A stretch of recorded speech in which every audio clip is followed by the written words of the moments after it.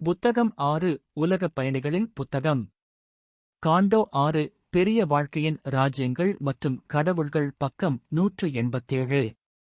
நுட்பமான உடலின் சட்டகத்தை நடுங்கவிட்டு அவர்களின் கோபம் மிருகத்தனமான தாக்குதலில் நிறைந்தது. அசைந்த மண்ணில் கால்களை மிதித்ததாக ஒரு குற்றச்சாட்டு. மற்றொருவரின் திக்கம் மார்பகத்தை ஆக்கிரமிப்பதை உணர்ந்தார். மற்றொருவரின் மகிழ்ச்சி இரத்தத்தில் ஓடியது. இதயங்கள் தூரத்தை நெருங்கலாம். அதன் அருகே குரல்கள் அந்நிய கடல்களின் கரையில் பேசுகின்றன. வாழ்க்கை பரிமாற்றத்தின் துடிதுடித்தது. தொலைவில் இருந்தாலும் உணர்வது உணர்வுக்கு பதிலளித்தது. இன்னும் இறுதியான ஒருமை இருக்கவில்லை. ஆன்மாவிலிருந்து ஆன்மாவின் தனித்தன்மை இருந்தது. அமைதியின் உள் சுவர் கட்டப்படலாம். நனவான ஒரு கவசம் பாதுகாக்கவும் கேடயமாகவும் இருக்கலாம். இருப்பது மூடப்பட்டு தனிமையில் இருக்கலாம். ஒருவர் சுயமாக தனியாக இருக்க முடியும். அடையாளம் இன்னும் இல்லை அல்லது தொழிற்சங்கத்தின் அமைதி இல்லை. அனைத்தும் அபூரணமானது, அரைகுறையாக தெரிந்தது, அரைகுறையாக செய்யப்பட்டது. மனச்சாட்சியின்மையின் அதிசயம் கடந்து சென்றது. சூப்பர் மனசாட்சியின் அதிசயம் இன்னும் அறியப்படாதது, சுயமாக மூடப்பட்டது, உணராதது, அறிய முடியாதது. அவர்களை தாழ்வாக பார்த்தது. அவர்கள் அனைவரின் தோற்றம் வடிவங்களாக அவை உருவமற்ற முடிவெளியிலிருந்து வந்தன. பெயர்கள் பெயரற்ற நித்தியத்தில் வாழ்ந்தன. தொடக்கமும் முடிவும் அமானுஷ்யமாக இருந்தன. ஒரு நடுத்தர காலம் விவரிக்கப்படாத திடீரென வேலை செய்தது.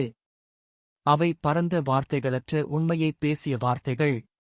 அவை முடிக்கப்படாத தொகையை குவிக்கும் புள்ளிவிவரங்கள். யாரும் தன்னை உண்மையாக அறிந்திருக்கவில்லை அல்லது உலகத்தை அறிந்திருக்கவில்லை. அல்லது அங்கு வாழும் யதார்த்தத்தை அறியவில்லை. இரகசிய சூப்பர் மைண்டின் மிகப்பெரிய அங்காடியில் இருந்து மனம் எதை எடுத்து உருவாக்க முடியும் என்பதை அவர்கள் மட்டுமே அறிந்திருந்தனர். அவர்களுக்கு கீழே ஒரு இருள், மேலே ஒரு பிரகாசமான வெற்றிடம்.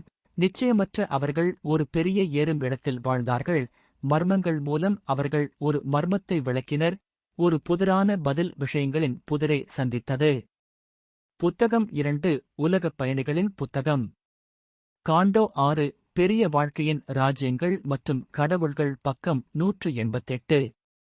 தெளிவற்ற வாழ்க்கையின் இந்த இதழில் அவர் நகர்ந்தபோது அவர் விரைவில் தனக்கு ஒரு புதிராக இருந்தார்.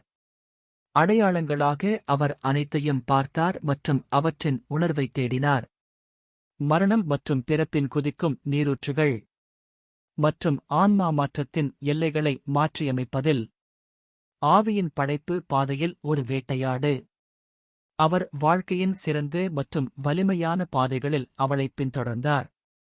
அவளது முத்திரையிடப்பட்ட வலிமையான மகிழ்ச்சியை நெருங்காமல் ஆபத்தான சாகசத்தில் தொடர்ந்தார். அந்த பெரிய படிகளில் முதலில் எந்த நோக்கமும் தோன்றவில்லை. பரந்த மூலத்தை மட்டுமே அவர் இங்கு பார்த்தார். அப்பால் ஒரு பரந்த மூலத்தை நோக்கிப் பார்த்தார். பூமிக்குரிய கோடுகளிலிருந்து அவள் விலகிச் செல்லும்போது தெரியாதவற்றிலிருந்து ஒரு பதட்டமான இழுவை உணரப்பட்டது. சிந்தனையை வழங்குவதற்கான உயர்ந்த சூழல் அவளை ஆச்சரியம் மற்றும் கண்டுபிடிப்பு நோக்கி உந்தியது. சிறிய கவலைகளிலிருந்து அதிக வெளியீடு வந்தது. ஆசை மற்றும் நம்பிக்கையின் வலிமையான படம். ஒரு பெரிய சூத்திரம், ஒரு பெரிய காட்சி. எப்போதாவது அவள் சில தொலைதூர ஒளியை நோக்கி வட்டமிட்டாள்.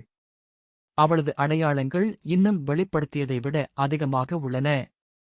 ஆனால் சில உடனடி பார்வையுடன் பிணைக்கப்பட்டு பயன்பாட்டின் மகிழ்ச்சியில் அவர்கள் தங்கள் நோக்கத்தை இழந்துவிடுவார்கள்.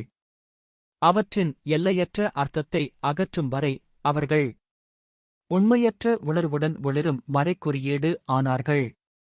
ஒரு மாயாஜால மற்றும் பேய் வில்லுடன் ஆயுதம் ஏந்திய அவள் கண்ணுக்குத் தெரியாத ஒரு இலக்கை இலக்காகக் கொண்டாள்.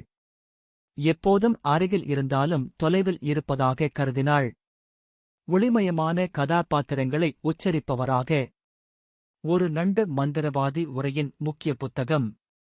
அவர் அவளது நுட்பமான சிக்கலான வித்தியாசமான வடிவமைப்புகளை ஸ்கேன் செய்தார். மற்றும் அவளது தடயங்களின் கடினமான தேற்றத்தை ஸ்கேன் செய்தார். பாலைவனத்தின் பயங்கரமான மணலில் கண்டுபிடிக்கப்பட்டது. அவளுடைய டைட்டன் படைப்புகளின் நூல் ஆரம்பம் பார்த்தது. சில குறிப்பிற்காக அவளது செயல்